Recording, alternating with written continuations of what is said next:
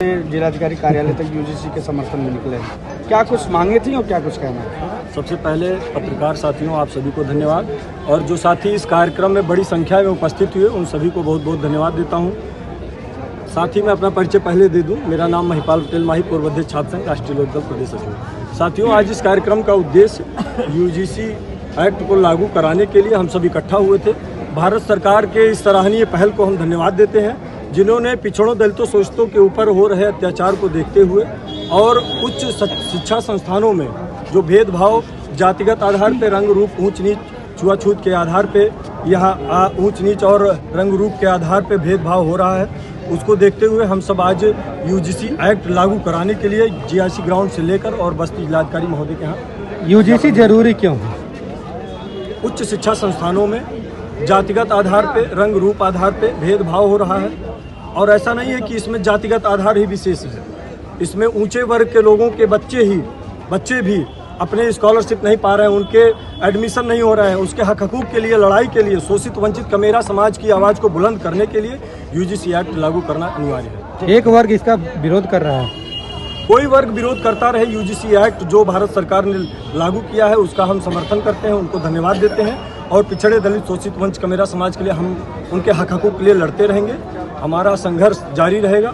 आप सभी को धन्यवाद। क्या गया है, क्या कुछ उद्देश्य था, क्या कहेंगे? देखिए, उद्देश्य है अपने भविष्य को बचाने की, उद्देश्य है इस देश को विश्व गुरु बनाने की, इस देश को सम्मान दिलाने की, और इस देश के दलित, पिछड़े, अल्पसंख्यक भाइयों को सुरक्षित रखने की, अपने अधिकारों को बचाने की, यही उद्देश्य है। आप कह रहे हैं भविष्य बचाना उद्देश्य, किससे खतरा है? अगर ये भविष्य खतरा हमें इस वजह से है जो नहीं चाहते कि बहुजन के लोग इस देश में सुरक्षित रहें। ये वो लोग हैं कि जो इस देश के नहीं हैं, जो लोग बाहर से आए हैं, वो लोग इस यूजीसी एक्ट का विरोध कर रहे हैं, जो लगातार दलित, पिछड़े, अल्पसंख्यकों को बार बार निशाना बनाते हैं। कभी उनको मुंह रखने के नाम पे मार देते हैं, कभी उनको पानी पीने के नाम पे मार देते हैं, कभी कोई बच्चा पढ़ लिख कर आगे बढ़ता है तो उसको राहुल वेमुला जैसे व्यक्ति को उसको शोषण करके उसको मार दिया जाता है। ये जातीय शोषण जब तक चलेगा, ये मनु का शासन जब तक लागू रहेगा इस देश में, ये मनु को मानने वाले लोग जब तक इस देश में रहेंगे, ये बहुजन समाज कभी सुरक्षित नहीं रहेगा। मांग क्या किया गया है? हमारी मांग ये है कि जो यूजीसी एक्ट है इसको तत्काल प्रभाव से 2026 का जो नियम है इसको तत्काल प्रभाव से लागू किया जाए। और आप देख रहे होंगे कि इस देश में सेंट्रल यूनिवर्सिटियां 45 है, 45 में से हमें अपना हिस्सा कितना मिलता है? सिर्फ और सिर्फ 7 लोग, सिर्फ और सिर्फ 7 वीसी हैं इस देश में। बाकी लोग कहाँ हैं?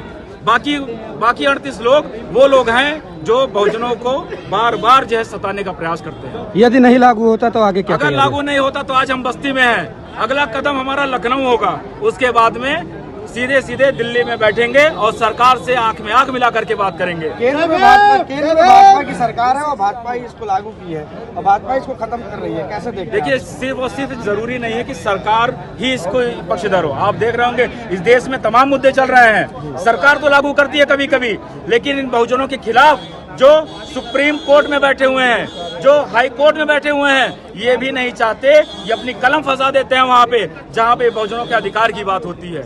वहाँ पे भी हमारे सुप्रीम कोर्ट में भी आप देखेंगे, आप आंकड़े निकालिए, हाई कोर्ट में आप आंकड़े निकालिए, पता करिए कि बहुजन समाज के SC, ST, OBC कितने जज हैं जो आपके पक्ष की बात करेंगे। जो बेंच ये फैसला लेती है वो कितने बहुजनों के हक में लेती है। उसमें देखना होगा जो बेंच जो लोग बैठते हैं वो दलित हैं या पिछड़ा है या ST है, ये कौन लोग हैं? ये कौन लोग हैं जो हमारे भविष्य को जो तय करेंगे? ये हमारी जिम्मेदारी है। हमारे लोग जब वहाँ बैठेंगे, ये इस पे सुप्रीम कोर्ट में भी आरक्षण लागू होना चाहिए, जिससे हमारे लोग उस पदों पे बैठे तो इस देश में हमारे लोगों की सुरक्षा को हो पाए। क्या परिचय है आपका? मेरा परिचय, मैं कमलेश सचान, भीम आर्मी प्रदेश कार्यकारिणी सदस्य, उत्तर प्रदेश। विरोध लोग करते आए, आज आप समर्थन क्यों कर रहे हैं?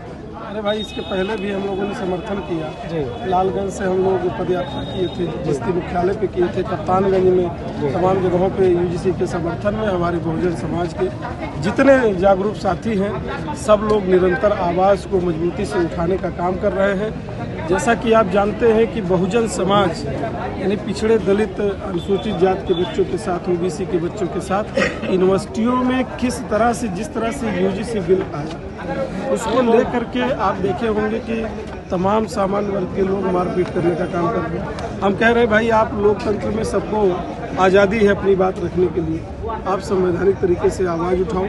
तो निश्चित तौर पे पूरे देश और प्रदेश में यूजीसी के समर्थन में सारे लोग जग चुके हैं। आप देख रहे हैं कि अलग अलग संगठनों के लोग, तमाम सम्मानित वकील, सम्मानित जो है शिक्षक, तमाम लोग अपने घरों से निकल करके और पूरे मजबूती से यूजीसी का समर्थन। यदि लागू नहीं होता तो आगे क्या तैयारी है? अरे भाई आप पत्रकार साथी, लागू काहे नहीं होगा?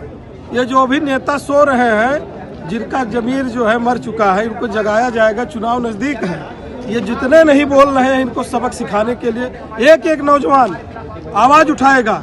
आज हमने लोगों से, सारे लोग चाहते हैं कि लोग क्यों नहीं बोल रहे हैं, ये सबका प्रश्न है। कौन सा नेता सो रहे हैं? अरे भाई आप पत्रकार हैं, कौन सा नेता बोल रहा है यही बता दीजिए, कौन सा नेता? आप सबक की बात कर रहे हैं, कैसे सबक सिखाएंगे? सारे नौजवान हैं, देखिए नौजवानों को प्रताड़ित किया जाता है, यूनिवर्सिटियों में पढ़ रहे हैं। हमारे साथ आज भी भेदभाव होता है।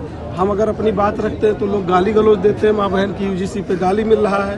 तो ऐसे लोगों को समय आने पर सबक सिखाया। क्या लगता है आपको कोर्ट का निर्णय किस तरफ जाएगा? कोर्ट का निर्णय, सरकार का निर्णय बहुजनों के पक्ष में आएगा।